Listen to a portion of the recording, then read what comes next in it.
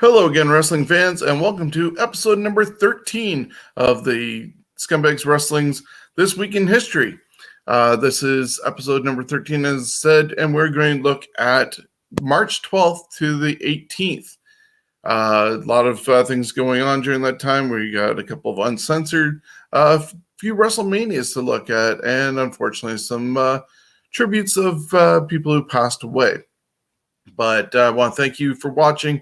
It's Thursday afternoon at 12, and whether you're watching on YouTube, Facebook, or listening to us later on Stitcher, Spotify, iHeartRadio, or anywhere else you get your podcasts from, we thank you and want you to subscribe. We are part of the Ontario Indie Wrestling Podcast Network and the Johners Podcasting Network over in the UK. So we are all over the place, and we would love your feedback. I'm going to put up where you can actually get in touch with us, and it's all these locations down below where you can use Twitter and Instagram and email us and all that fun stuff.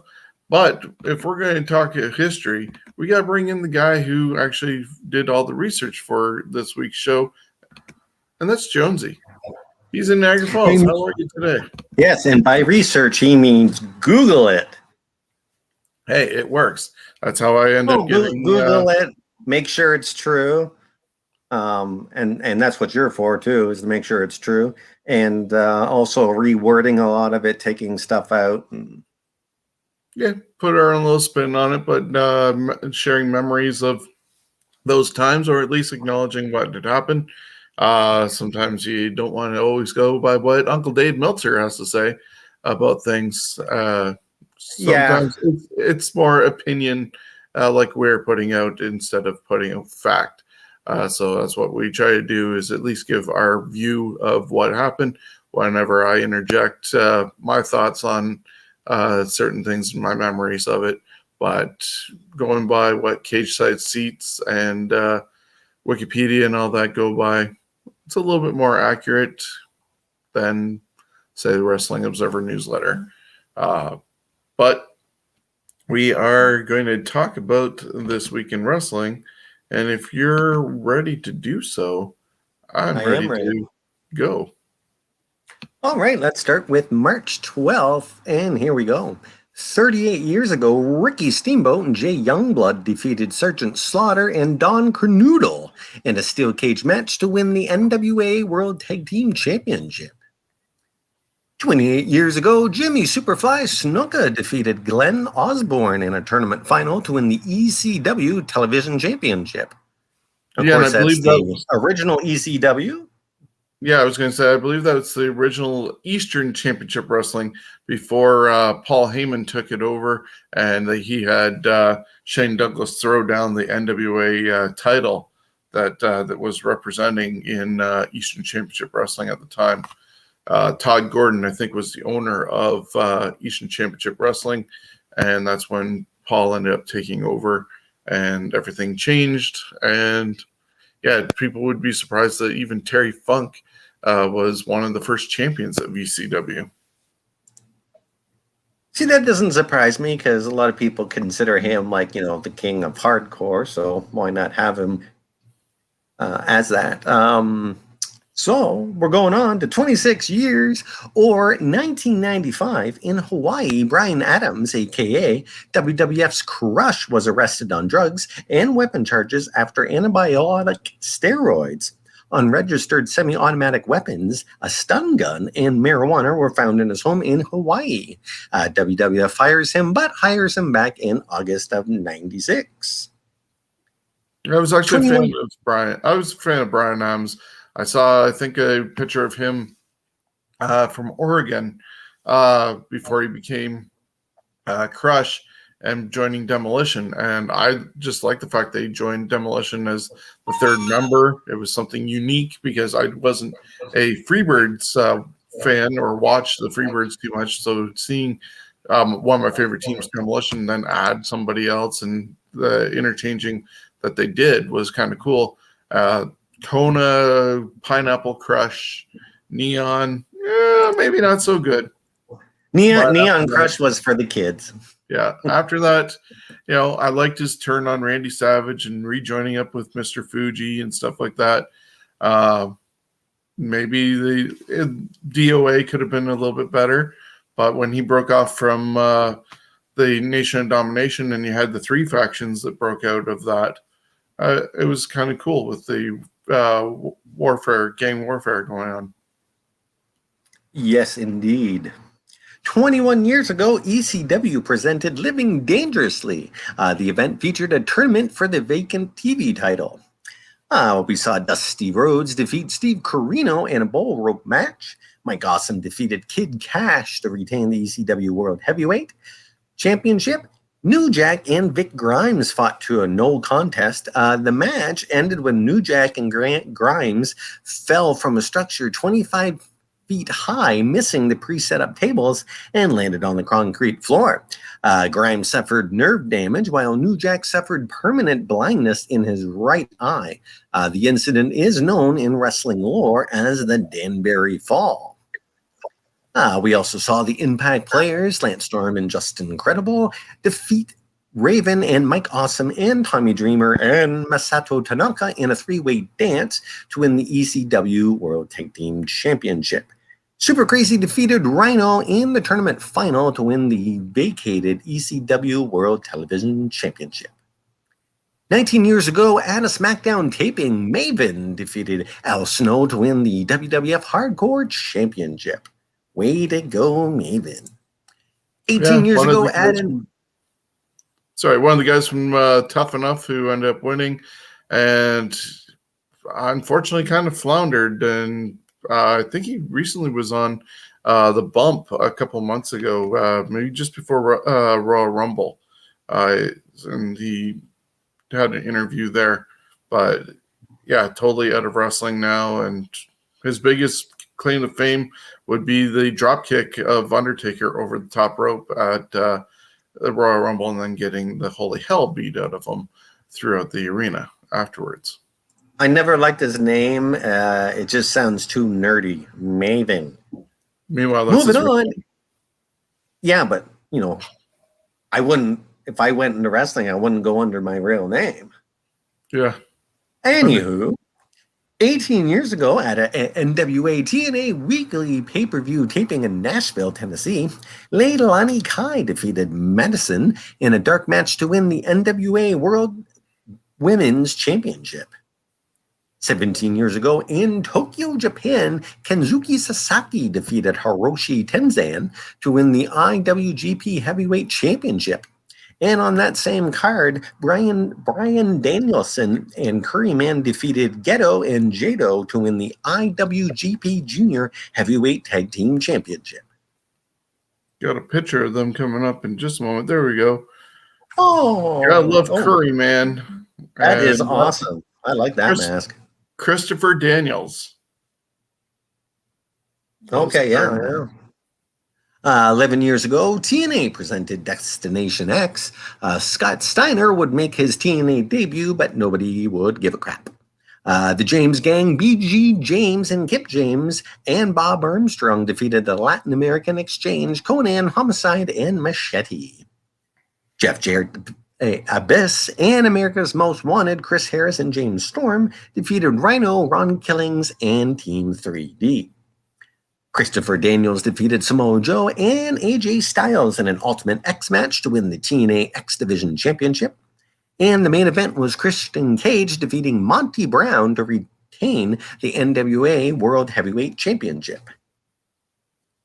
11 years ago, Chessman defeated Hernandez and Morocco Carlone in a three-way dance to win the AAA Ray de Reyes King of Kings tournament. And Electroshock defeated El Messis and Mr. Anderson in a triple threat match to win the AAA World Heavyweight Championship. It's always interesting to find these pictures, and especially of those that I did not know. And you see a gentleman like Electroshock who's here in a bodysuit, clearly, but just the design that they end up choosing, it's almost like Giant Gonzalez, just without the fur. I'd wear that. The mask is a little Kane-ish, but hey. So I'm just taking a drink. 5 years ago today, WWE presented Roadblock from the Ricoh Coliseum in Toronto, Ontario, Canada. This was a special aired on the WWE Network. The rival Dash Wilder and Scott Dawson defeated Colin Cassidy and Enzo Amore to retain the NXT Tag Team Championship. Charlotte defeated Natalya to retain the WWE Divas Championship, and I just read that Charlotte is going to be doing a remake of Walking Tall. Yes. Which, why? Anyways, Brock Lesnar defeated the Wyatt family, Bray Wyatt and Luke Harper, in a 2-on-1 handicap match. And Triple H defeated Dean Ambrose to retain the WWE World Heavyweight Championship. Yeah, And that pay-per-view was kind of just out there in the middle of nowhere. Roadblock was actually an appropriate name considering it was just right before WrestleMania for no apparent reason. Like this weekend's Fastlane is there before WrestleMania for no apparent reason. It's almost like a Saturday Night's main event being done heading into WrestleMania than just a pay-per-view. So that's the problem. They, again, too many special events. It just makes all your other events less important. The more big name one, that's why personally I don't like naming wrestling events unless they're actually huge and important.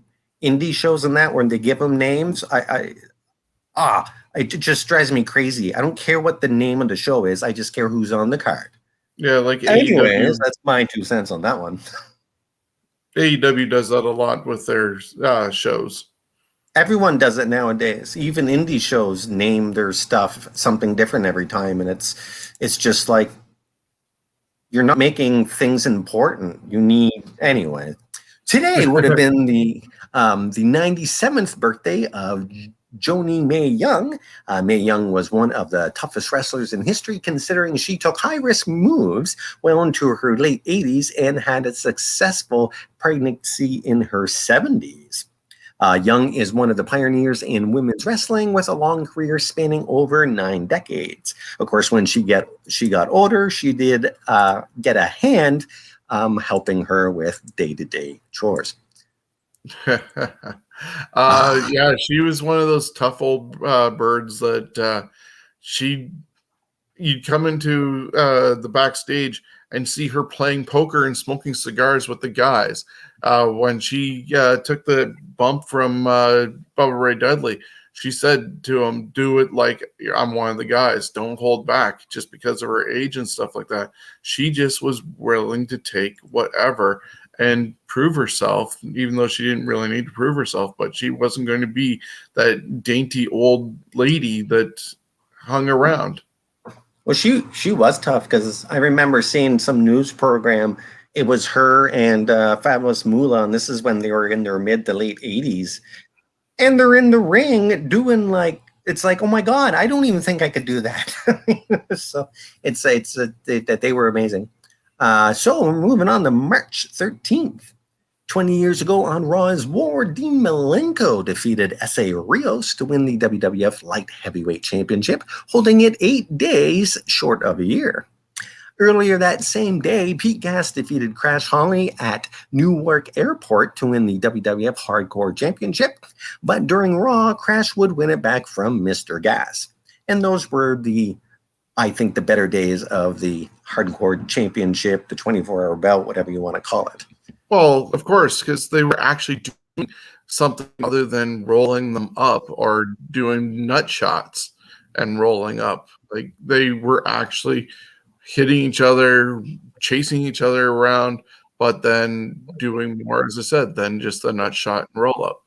And it made it watchable in a way, as opposed to the comedy that is portrayed every Monday night when even R-Truth is being handed back a title from Bad Bunny and then being chased. It's like, okay, thank you. Please get rid of this. Okay, and we're 16 years ago, WWE held their first Hall of Fame ceremony since 1996 at the Hilton in New York City.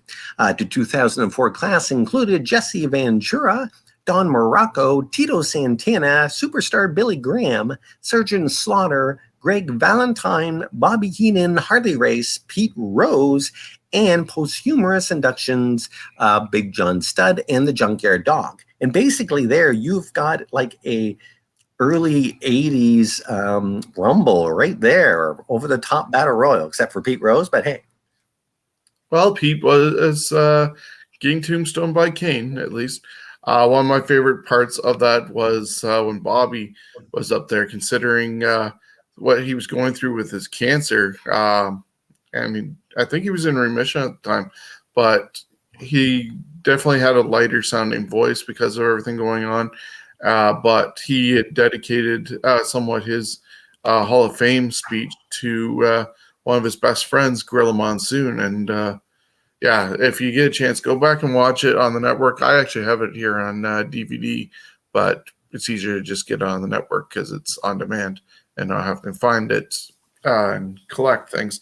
But yeah, it was really good. And that was a huge class, really, when you look at it compared to others. And I got to see a lot of these guys perform live. Yeah, I didn't see many of them because I didn't go to live events until mid 90s. But obviously was a fan 10 years before that. But yeah, just big names, but just the amount of people that they had in there, I can only imagine how long that would have gone as far as a ceremony in an arena with the way they were doing it lately. Mr. T and Hillbilly Jim are still going strong with their speed. And thanking his mom on every holiday that they exist.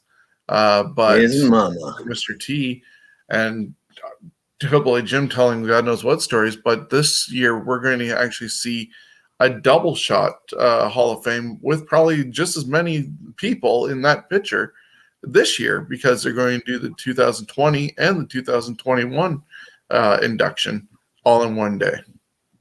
And the ones that can, they should get in the ring and have a match. Anyways, moving on to Destination X. 15 years ago, TNA show, Dustin Rhodes defeated Raven in a bull rope match. The Disciples of Destruction, Don Harris and Ron Harris, defeated Phil Delta Slam, which was Big Tilly and Bruno Sassi. Jeff Hardy defeated Abyss in a Falls Count Anywhere match. The Outlaw Kip James defeated Kevin Nash in a First Blood match. Christopher Daniels defeated AJ Styles, Alex Skipper, and Ron Killings in an Ultimate X Challenge to win the TNA X Division Championship. And Jeff Jarrett defeated Diamond Dallas Page in Ringside Revenge to retain the NWA World Heavyweight Championship.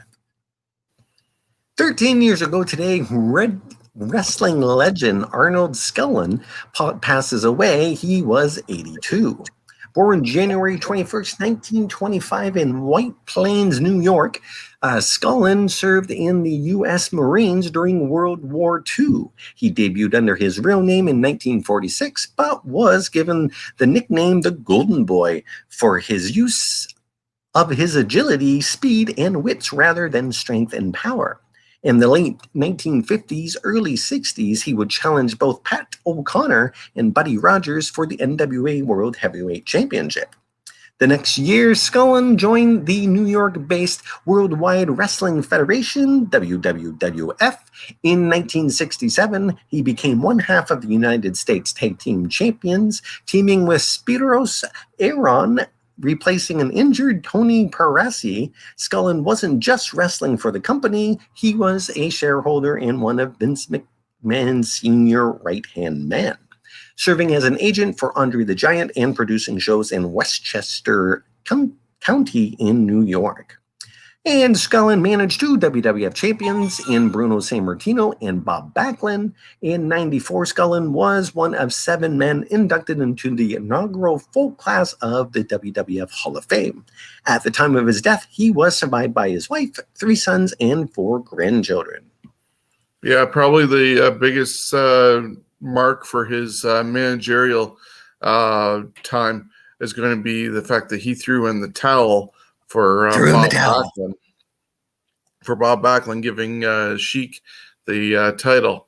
So it kind of covered for Bob not actually submitting, and that it was Skolin who did it. But yeah, he'll be probably known, especially by fans our age and younger, for that moment. True indeed. 11 years ago, Andrew Robert Patrick Martin, best known to wrestling fans as Test, was found dead in his home in Tampa, Florida. He was just 33. Born St. Patrick's Day, 1975 in Whitby, Ontario, Canada, he broke into the wrestling training with Bret Hart and fellow Canadian wrestler Leo Burke.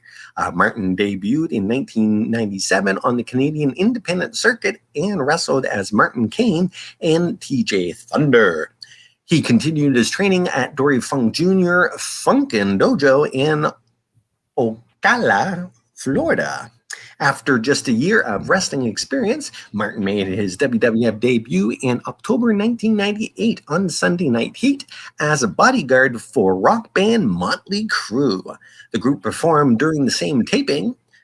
6 weeks later, he made his Raw is War debut as Test, short for Testosterone, joining the corporation's stable.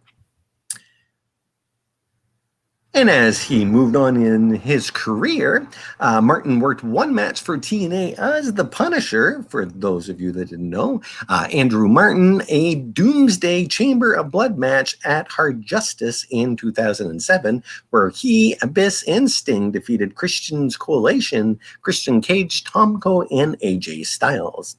Andrew announced his retirement from wrestling in December 2007, but continued to make appearances and was slated to do a European tour just before his death. Martin was found dead in his home in Tampa, Florida on March 13, 2009, just 4 days before his 34th birthday. It was later determined that Martin had suffered from chronic traumatic encephalopathy, the same form of brain damage that Chris Benoit suffered prior to his death a few months earlier. Yeah, that's the sad end for Test.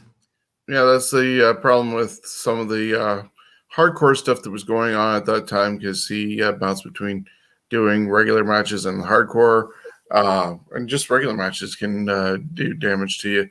But come on, the guy was Canadian. Got to do the bodyguarding for Motley Crue.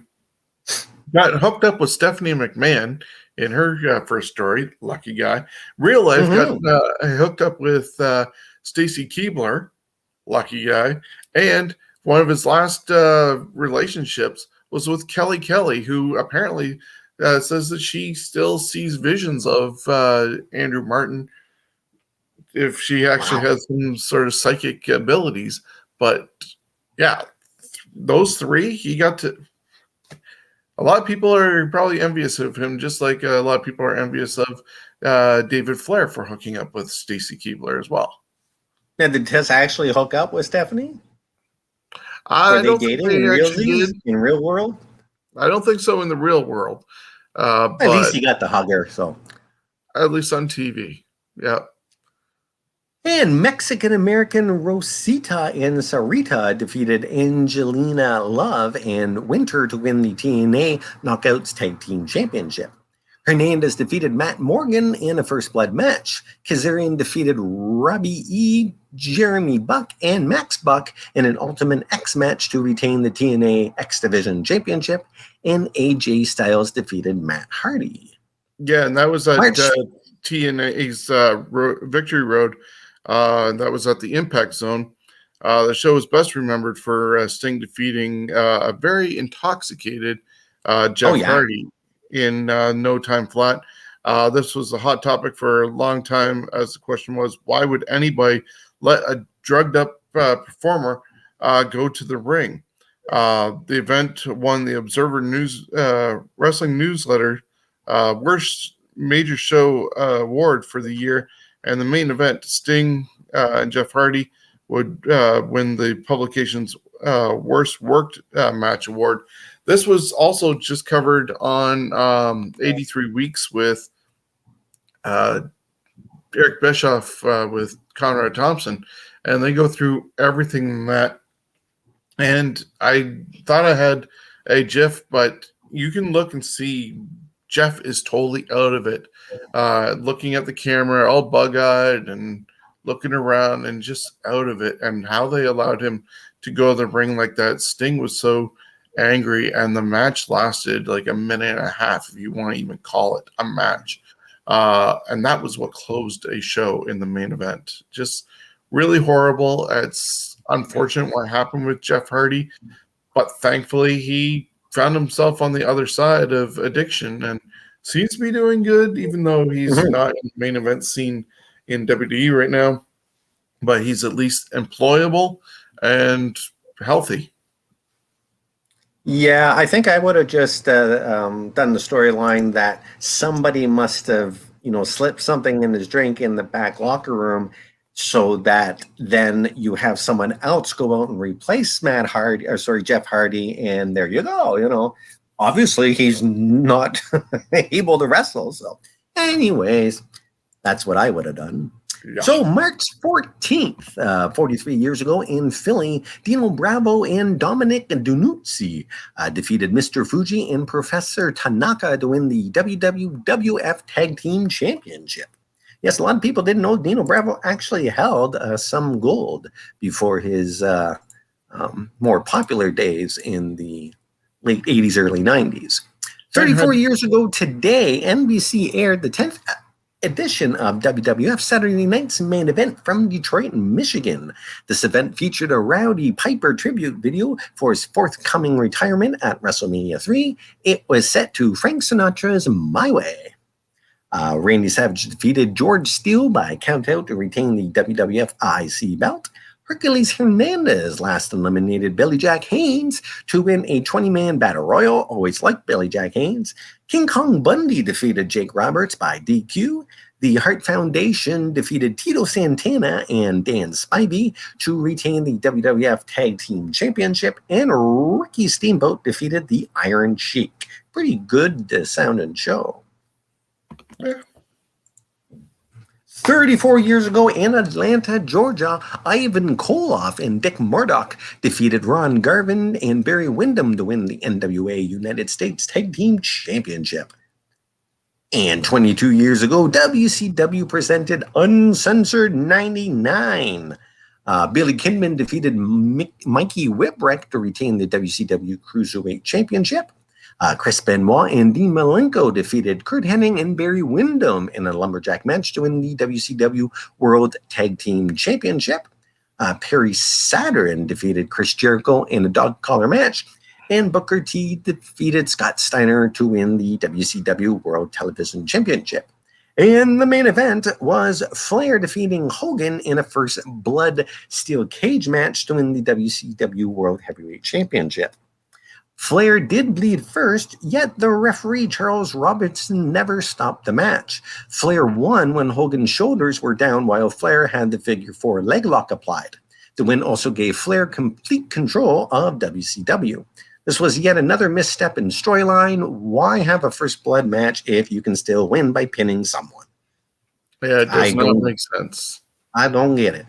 21 years ago in Yokohama, Japan, Noya Agua defeated Dan Severn, ending Severn's 1,479-day reign to win the NWA World Heavyweight Championship. And 17 years ago, we got a WrestleMania number 20. The tagline was "Where it all begins again." And it was, of course, in New York at Madison Square Garden. And there was about 20,000 people there. The national anthem, as you go through WrestleManias, it's pretty much been almost, I think, always America the Beautiful. I want to say there was a year or two it wasn't, but I didn't start really looking until about WrestleMania 10. So, most of the times it's America the Beautiful. Special guests were Gene Okerlund. Special ref was Austin, and the main event was Triple H versus Benoit and Michaels. Anything you want to add to this WrestleMania 20 matches you liked? Yeah, Anything like that? the unfortunate part is the match with Goldberg and Brock kind of stunk up the joint because both of them unfortunately made it public that they were leaving before the event happened. Brock wanted to go play football, and Goldberg was just leaving. So it left it up for Austin to end up doing everything and winning the crowd over that way. Christian and Jericho, along with Trish Stratus, was involved. Was a really decent matchup. Molly Holly and Victoria was really good. It could have been a little bit longer, but Molly Holly was willing to shave her head just to be able to get on this card. They probably wouldn't even been on the card, and the only women's match would have been the evening gown strip match, whatever it was, with Sable and Tori Wilson and all that. But Molly was willing to put it all on the line with her hair, and they got onto the card, and she got her head shaved. The 8-man tag team matches for both championships, too much filler, basically, and just a way of getting people onto the card for the sake of being on the card. Just a really good event in general. Would you say this is in your top 10 best WrestleManias? Yeah, probably. This would be top 10. Cena got his first taste of gold by beating Big Show. And, of course, the show's going to be most remembered by this image right here with both Eddie and Benoit holding the titles and being on top of the mountain for the company, carrying both Raw and SmackDown. Long time coming, guys who probably would never have been considered world champions back in the Hogan era for sure. And when everybody had to be big, and these guys were definitely not big. They were 6 feet or under for their size. And that was unheard of back in the Hogan era. But to end WrestleMania 20 with those guys holding the titles, regardless of how they're remembered today, that is an image that will be always etched in history. Right down to the fine details of the confetti. Yep. 16 years ago on Raw from Atlanta, the Rockers Shawn Michaels and Marty Jannetty joined forces for the first time since December 91, defeating La Resistance, Rob Conway, and Sullivan Grenier. This was the first match for the Rockers as a team since December 91. On the same show, Jake the Snake Roberts returns for the first time since February 97 and is featured on Jericho's highlight reel. 13 years ago, Vince McMahon receives a star on the Hollywood Walk of Fame. Did you know that McMahon's star actually won the DDT Pro Ironman Heavyweight Middleweight Championship on August 2016 and was defeated by English wrestler Laura James? I have no idea. Yeah, you can actually see it on YouTube. 13 years ago, Ring of Honor made its debut in Dover, New Jersey. Between matches, the final scenes of The Wrestler starring Mickey Rourke were being filmed. The scene involved Randy the Ram, played by Rourke, facing his arch rival, the Ayatollah, played by Ernest Miller, at an ROH show. What a bonus to have that. 11 years ago, Adam Pearce defeated Blue Demon Jr. and Phil Shatter in a three-way bout to win the NWA World Heavyweight Championship. 10 years ago on Raw, Vicky Guerrero defeated Trish Stratus to regain her position as general manager of Raw. Also on the show, Ken Sheamus defeated Daniel Bryan in a career versus title match to win the WWE United States Championship. He had quite the crown. Yes, he did. With the antlers on it and everything. It's a happy 79th birthday of Hossein Khosrow Ali Vaziri, best known to wrestling fans as the Iron Sheik. Born in Tehran, Iran, Well, again, I say Sheik, so I don't have to say his last name every time. Sheik made a name for himself as an amateur wrestler and a bodyguard for Shah Mohammad Reza Pahlavi, who was the king of Iran. He was a member of the 1968 Iranian national team in the Summer Olympics and Greco-Roman wrestling. He would move to the United States in the early 70s and would win the AAU Greco-Roman Wrestling Championship on 180.5 pounds in 1971, and was an assistant coach for the United States national team in 1972 Olympics. In 72, he would give pro wrestling a try with Billy Robinson and with Ric Flair. And we're just going to end that with happy birthday, Sheiky baby. And I know that I want to say it's on Netflix. There's a biography of him that is quite interesting. Yeah, I think it's actually on Prime. Prime, all right. I watched it. It was definitely interesting look at Sheik's life. The handlers that he now has that probably do most of his social media stuff. But yeah, it's a good documentary to watch. Yeah, I got to see him near the end of his wrestling career, which really, I think there's two parts of it. Because when I seen him in London at Centennial Hall, I'm not even sure if he was actually in a match that night because he, couldn't really make it to the ring. But my God, once he got those weight things going, holy shit balls! He still was upper body. He was still pretty buff. Yeah. Actually, you know what? I think that should have been Buff Bagwell's dad, kayfabe. Moving on to March 15th, 45 years ago, 8-time NWA World Junior Heavyweight Champion Danny Hodge retires from wrestling due to an automobile accident. Hodge's car went off an embankment into a river. Even though Hodge had a broken neck, he frees himself, swims, and finds his way back to the road for help. Hodge, if you remember, could still crush an apple with his bare hands up to his death in 2020. 41 years ago in Kawasaki, Japan, Monster Ripper, Bertha Faye in the WWF, defeated Jackie Sato to win the WWA World Singles Championship.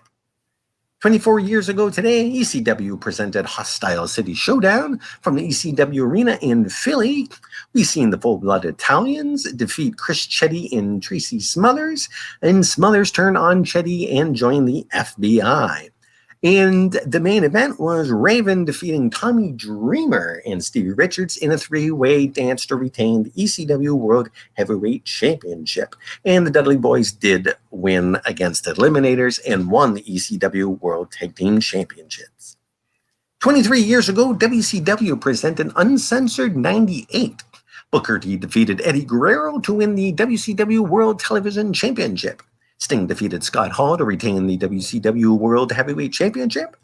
Hollywood Hogan and Randy Savage fought to a no contest in a steel cage match, and the Disciple and Sting interfered in the bout. 22 years ago on Nitro, Rey Mysterio Jr. defeated Billy Kidman to win the WCW Cruiserweight Championship. Over on Raw is War. Billy Gunn defeated Hardcore Holly to win the WWF Hardcore Championship. And on the same show, Road Dogg Jesse James defeated Val Venis to win the WWF IC belt. 18 years ago in Cambridge, Massachusetts, the Amazing Red and AJ Styles defeated Christopher Daniels and Donovan Morgan to win the ROH Tag Team Championship. It looks like a 12-year-old boy with a 16-year-old. Yeah, kind of does. And in a way, that's AJ, yes? AJ's the one on the left. On the right. That looks like possibly. AJ kind of looks a little bit like Gangrel. His mouth there. He looks like he's got vampire teeth. Yeah. Anyways, 16 years ago at a SmackDown taping in Georgia, Kurt Angle defeated Marty Jannetty by submission. The appearance impressed WWE officials, and Marty was signed to a new contract. Unfortunately, a domestic incident prevented Marty from making appearances, and he was fired. 12 years ago, Jeff Hardy loses his house, all of its contents, and his dog after a major fire. Hardy was serving his second suspension with the WWF when the fire occurred, and it was actually his brother Matt that seen the fire and got help get Jeff Hardy out of there. 12 years ago, TNA presented Destination X. The show did not get good reviews. Matt Morgan defeated Abyss in a 10,000 thumbtacks match. Scott Steiner defeated Samoa Joe via DQ in just 91 seconds. AJ defeated Booker T to become the new TNA Legends Champion and the first Grand Slam champion in TNA history. Suicide defeated Alex Shelley, Sabin, Consequences Creed, Jay Lethal in an Ultimate X match to become the new TNA X Division Champion. And Sting defeated Kurt Angle to retain the TNA World Belt. And Jeff Jarrett was the special referee, while Mick Foley was the special enforcer.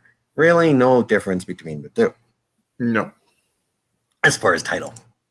March 16th, 27 years ago in Tokyo, Hiroshi Haas defeated Rick Rude to win the WCW International World Heavyweight Championship. And 8 days later, Rude would regain the title. 24 years ago, WCW Uncensored 97 happened. Yuck. I'm going to skip a lot of this. Yeah, I didn't even see this one, I don't believe. I'm going through it. Yeah, the main event was Team NWO, Kevin Nash, Scott Hall, Hollywood Hogan, and Randy Savage defeating Team Piper. Piper, Benoit, Steve McMichael, and Jeff Jarrett.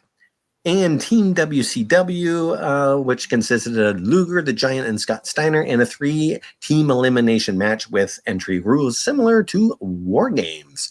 A lot of the Uncensored were usually voted the worst pay-per-view of the year every year by The Observer, is what I've noticed. Yeah, and for saying they were uncensored, they were definitely not uncensored, because if you go back to the first one, Blacktop Bully and Dustin Rhodes got fired for doing something that should have been censored and was censored. Well, and also in that, and I think it's on next week's that match, is the fact of the show was called Uncensored, but that match was pre-taped and heavily edited, so it was actually censored. Yeah, it goes against everything logic-wise. And then also, WCW. If you see in this picture, Savage is looking through a magazine. That was actually a Celebrity Playboy magazine that started up the feud between Savage and DDP, because Kimberly Page was in it, and Elizabeth and Randy were going to expose her for being in it, but it's like, well, it's on the newsstand. What are you exposing? Yeah, really? You can't expose her any more than she already has. Yeah, right. And they even put up the snowflakes, or actually no, they wrote NWO over top of the pages, so like the spray paint. So it's like, well, you just covered up stuff. There's censorship. Yeah, so it didn't make any sense. And then, of course, the lead up to that War Game style match with Piper's team getting all kicked to the curb for guys who were horsemen. I don't know what they think they were doing. It's crazy. Yeah. Moving on to Raw's War, 23 years ago, Triple H defeated Owen Hart via referee stoppage to win the WWF European Championship. 20 years ago today, WCW, Monday Nitro, and WCW Thunder are both canceled by the Turner Networks. Wrestling had been a staple on Turner programming since the 70s, beginning with Georgia Championship Wrestling. 13 years ago at Rey de Reyes in Mexico, Cibernetico defeated El Messis to win the AAA Heavyweight Championship. And I apologize to that fellow that I can't pronounce his name. And on the same show, El Zorro defeated Abisimo Abismo, Negro Jr., Mr. Nebula, and Alan Stone in an elimination match to win the 2008 Ray to Ray tournament. 7 years ago, CM Punk makes his first public appearance since his abrupt walkout from WWE. He made an appearance on The Talking Dead, the post-show for the hit AMC television series, The Walking Dead. March 17th, happy St. Patty's Day to you all. 40 years ago in Allentown, Pennsylvania, the Moondogs, Rex and King, defeated Tony Gurria and Rick Martel to win the WWF Tag Team Championship. Moondog King would be replaced by Moondog Spot about 2 months later when legal issues prevented King from re-entering American soil from Canada. Yeah, it's kind of confusing on this one because you see these guys and the Moondogs were all blonde-haired, bushy beard, carrying around bones and stuff like that. And to imagine that, I can't remember which one is, but I believe the real name is Randy Colley, ended up, when the Moondogs ended, shaving everything down, I think it was, and became the original Demolition Smash. And people recognized him so much that he had to be pulled, and Barry Darsow got put in as the Smash number 2, basically. But I can't imagine these guys, either of them, losing their hair enough to be putting on the makeup and recognizable to the point where you have to be pulled from the gimmick of Demolition. Yeah. That's too bad for him, but good for Darsow. 28 years ago in Dublin, Ireland, Big Van Vader defeated Sting to win the WCW World Heavyweight Championship just 6 days after losing the title to Sting in London. And can you believe it's been 21 years ago that Beyond the Mat, a pro wrestling documentary directed by Barry Blaustein, had its nationwide release in theaters? Of course, this documentary is one of the best and well-known of all wrestling documentaries. It followed the lives of 3 wrestlers outside the ring, featuring Mick Foley, Terry Funk, and Jake the Snake Roberts. I personally thought that the portrayal of Jake in this was actually superb. I kind of want to know what you think. I like the grittiness that they showed of Jake and the fact that he was not asking for people to feel sorry for him. He was very real on that. Yeah, it was awesome. We were actually at your house when you lived here in London, and we got Louisa to watch this, and she, I think, enjoyed it. Putting just the Jake parts out of it and then connect it to the resurrection of Jake Roberts is a full story to see how down and out he was, neglecting his kids, ditching his daughter and stuff like that on the mat and pissing in buckets and just really out of it, to what DDP was able to do for him. That's awesome. And then you get the story with Terry Funk's multiple retirements and his friend who didn't want to go because he wasn't booked on the show. And of course you get the multiple chair shots from the Royal Rumble with Rock and Mankind, and we get introduced to Dewey and Noelle Foley, and she's talking about nipples and everything that went on with that. Like, it was such a really good put together piece.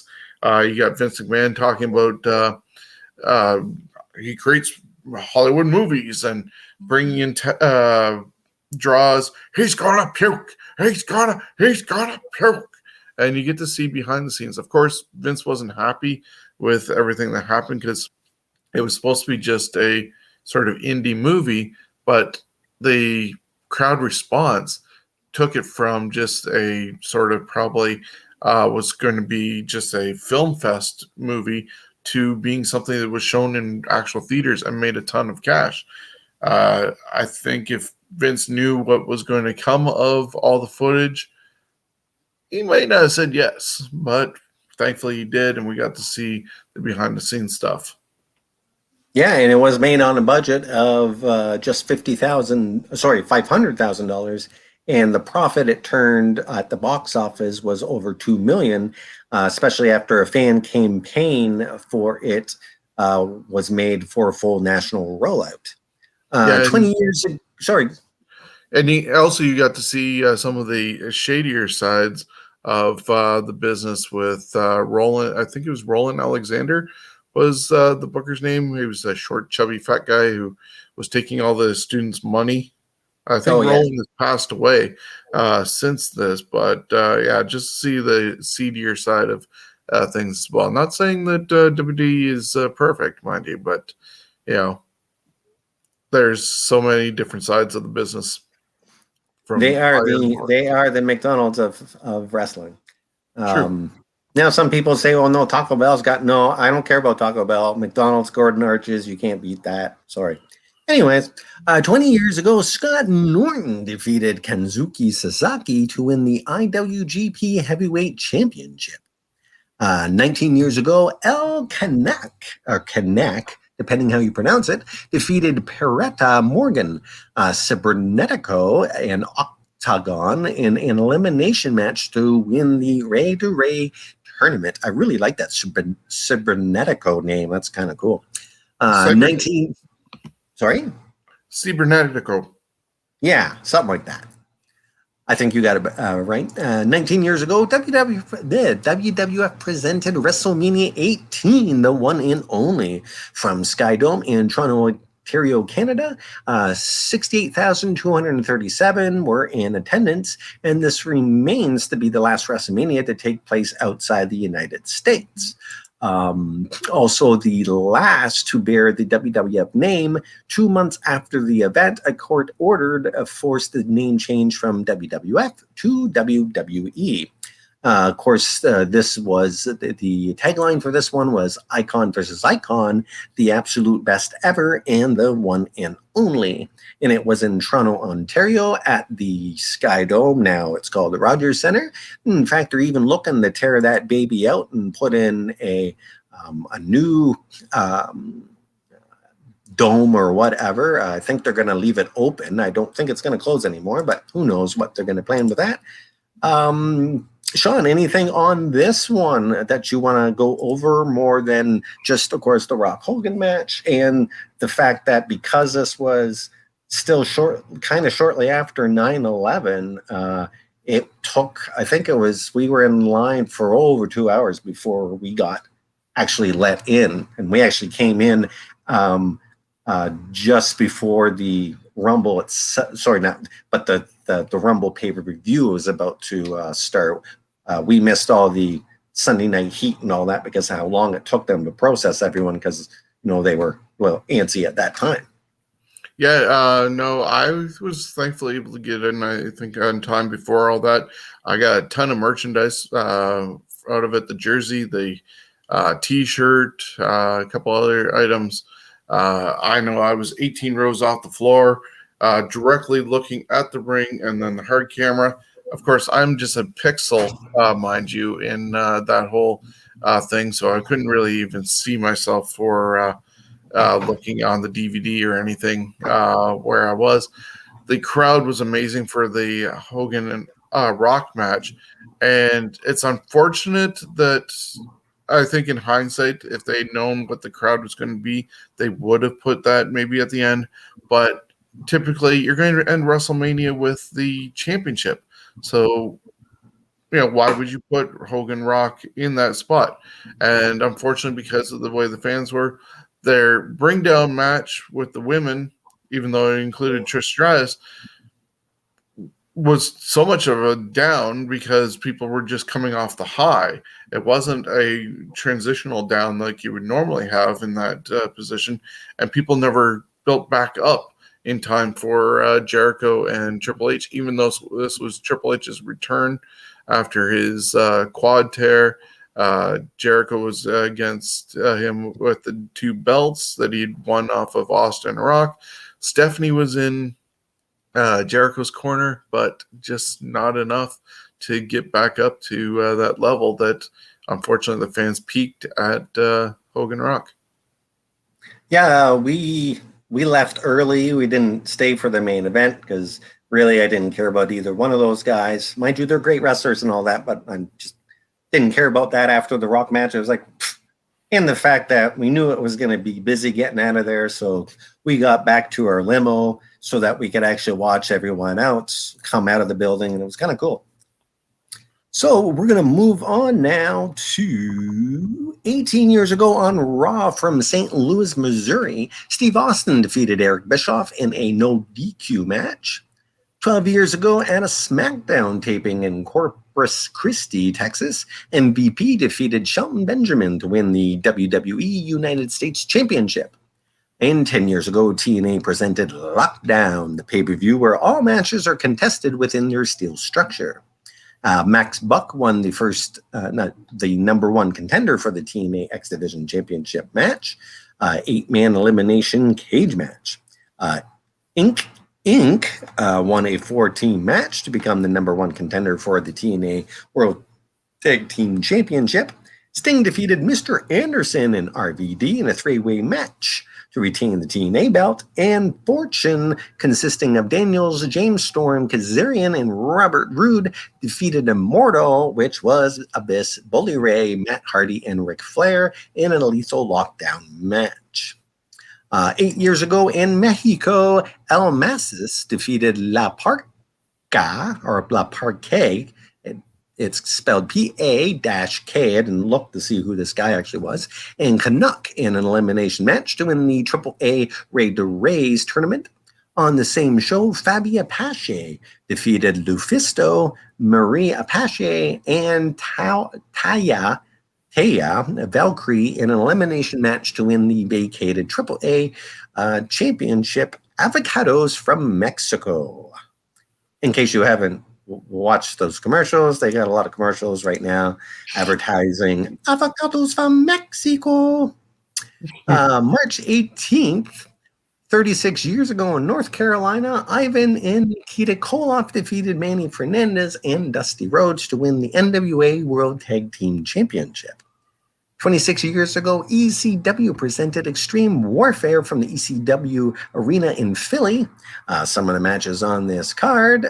So actually, Ron Simmons was there, and he defeated Hack Myers.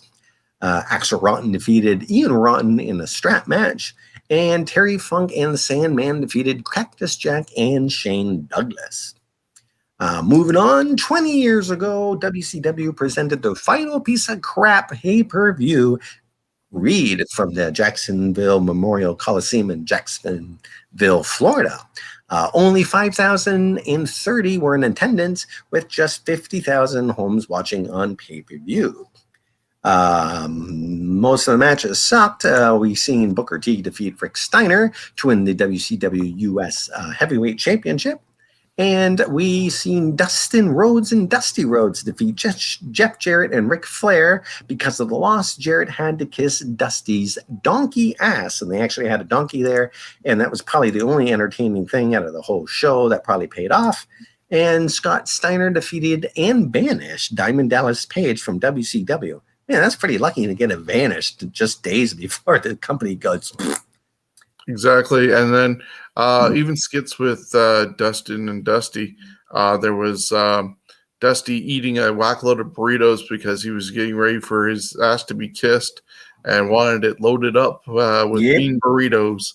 And yeah, then they pulled that swerve the other way. And yeah, I love WCW, and you wonder why Turner was able to pull, well, Turner, AOL, the whole merger deal that, if you read Guy Evans' book, The Rise and Fall with WCW, there's a lot of behind-the-scenes stuff. And a lot of people, yes, of course, take and give Vince McMahon the credit for taking down WCW. I would agree to a certain extent that Vince did, but it was a whole wave of a lot of things. WWE rising up above WCW in that regards, and taking over the ratings. Bad decision making with booking didn't help, and of course then the mergers that Turner lost all control of his company allowed them to pull the plug when the new owners come in and see where money is bleeding from. you have to chop that arm off.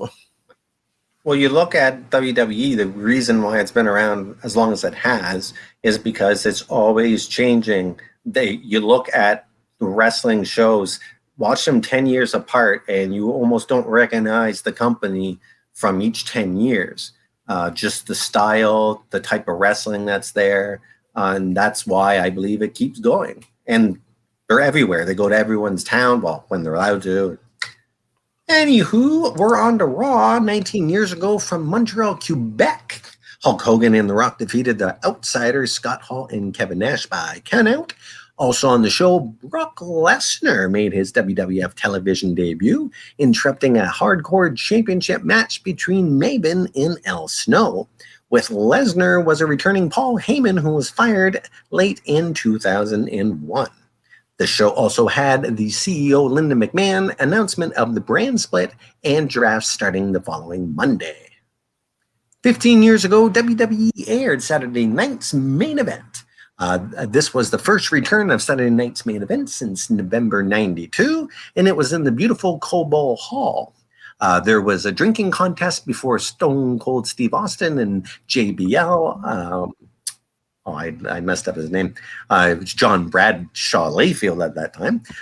Shane McMahon defeated Shawn Michaels by submission in a street fight. Vince McMahon called for the bell when Shane had Shawn in the sharpshooter, reminiscent of the Montreal Screwjob. 10 years ago, Extreme Tiger defeated Carlito Caribbean Cool, L.A. Park, and El Massis in an elimination match to win the 2011 AAA Rey de Reyes tournament. 9 years ago, El Hijo de Piro Aguayo defeated Hector Garza, Jack Evans, and L.A. Park in an elimination match to win the 2012 AAA Rey de Reyes tournament. And it would have been the 95th birthday to legendary wrestling announcer Lance Lanier Russell. He passed away at age 91 in 2014.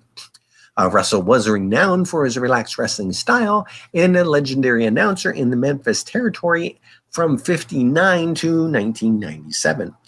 He also announced for Continental Wrestling Association and would serve as an announcer for WCW from 89 to 92 and would work weekly Monday night bouts at the Mid-South Coliseum, as well for Smoky Mountain Wrestling in its later years before going into semi-retirement in 97.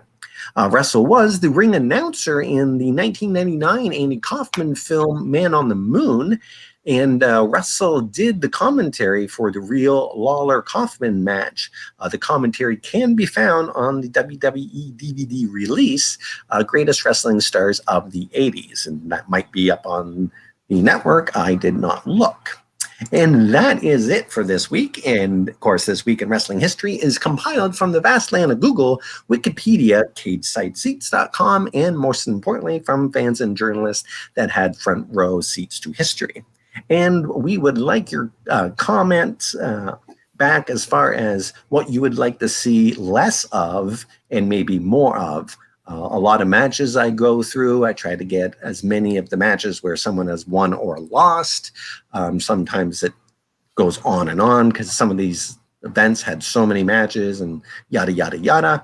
Or if you like hearing more about just the wrestlers themselves and just so can edit, because especially coming up with all the WrestleManias coming up, we got a lot to go. Yes. Yeah, so definitely want to thank you for taking us on this trip down memory lane. I want to remind everybody to check out Fantasy Warfare Tournament. We did the second half of our greatest attraction matches. They were not main events. They were not for a world title. They were somewhat show stealers in a way, but they were bigger matches on the card that were worth looking at and probably in some cases stole the show. The week before, we ended up having Hogan versus Rock as the winner, and it will go against the winner of this week's. So see who we picked and narrow down out of 32 matches as the greatest special attraction at WrestleMania. Also want to remind everybody to check out our daily poll on our Facebook page, 7 a.m. and 12 noon for the Ontario Indie Wrestling March Madness. Started round 2 yesterday, and so we're on round 2, match 2 today. Check out the polls. They're available on our Facebook page, and we're going to narrow it down to one winner on April 1st. And it's 8:15. And also remember to check out Pro Wrestling Tees, our Pro Wrestling Tees store at prowrestlingtees.com / scumbags wrestling. You can get our 3 regular designs with the logos, the Scumbags podcast, the Raw is War logo, and the original one based on Superstars of Wrestling.